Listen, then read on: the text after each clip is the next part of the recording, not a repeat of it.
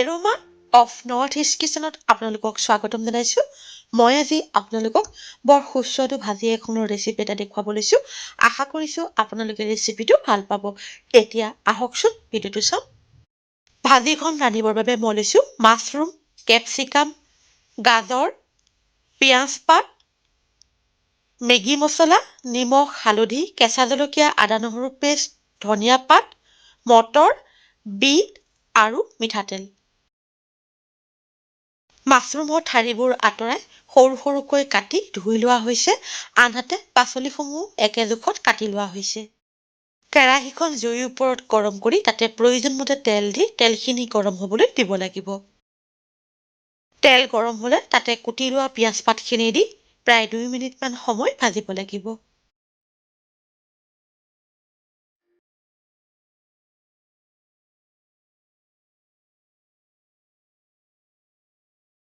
পিঁয়াজ পাতখিনি প্ৰায় 2 মিনিটমান সময় ভজা হৈ গৈছে। এতিয়া আদা নহৰুৰ পেষ্ট, নিমখ, হালধি আৰু কেঁচা জলকীয়া কেইটা দি ভালদৰে লৰাই দিব লাগিব। জ্বলা যিমান খাব পাৰে সেই হিচাপত কেঁচা জলকীয়া দিলে ভাল হয়।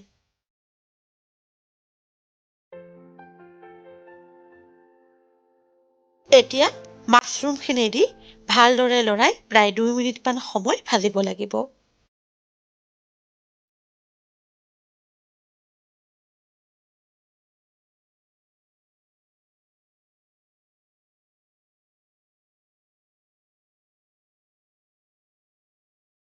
মাছৰুমখিনি প্ৰায় 2 মিনিটমান সময় ভজা হৈ গৈছে। এতিয়া বিট, গাজৰ, মটৰ আৰু কেপচিকামখিনি দি ভালদৰে লৰাই ঢাকি দিব লাগিব।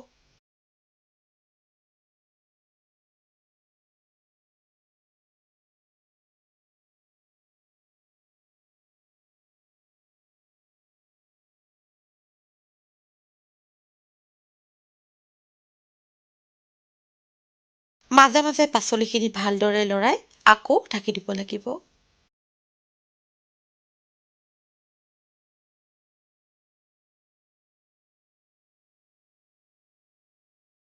মোৰ এই চেনেলটোত আপোনালোকে ধুনীয়া ধুনীয়া ৰেচিপিৰ ভিডিঅ' চাবলৈ পাব। আপোনালোকে যদি এতিয়াও মোৰ channel Aroma of North East কিচেনক ছাবস্ক্ৰাইব কৰা নাই, অনুগ্ৰহ কৰি ছাবস্ক্ৰাইব কৰিবচোন আৰু লগতে কাষত থকা বেল আইকনটো টিপি দিব। তেতিয়া মই প'ষ্ট কৰা প্ৰতিটো ৰেচিপিৰ ন'টিফিকেশ্যন মই ভিডিঅ' প'ষ্ট কৰাৰ লগে লগে আপোনালোকে পাই যাব। এতিয়া মেগী মছলাখিনি দি ভালদৰে লৰাই ঢাকি দিব লাগিব। ভাজিখনৰ সোৱাদ বঢ়াবৰ বাবে মই 5 টকীয়া মেগী মছলাৰ পেকেট এটা লৈছোঁ। যদি আপোনালোকে মছলা দিব নিবিচাৰে তেনেহ'লে মেগী মছলা নিদিলেও হ'ব।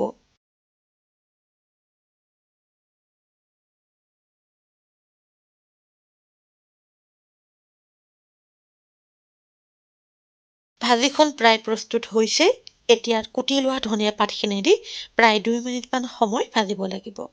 মাছৰুম আৰু ৰং বিৰঙী পাচলিৰে ৰন্ধা এই ভাজিখন খাবলৈ বৰ সোৱাদ হয়। আপোনালোকেও কেতিয়াবা ৰান্ধি খাই চাবচোন। বিশেষকৈ সৰু ল'ৰা ছোৱালীয়ে খাই বৰ ভাল পাব। মাছৰুম মিক্স ভাজি প্ৰস্তুত হৈ গৈছে।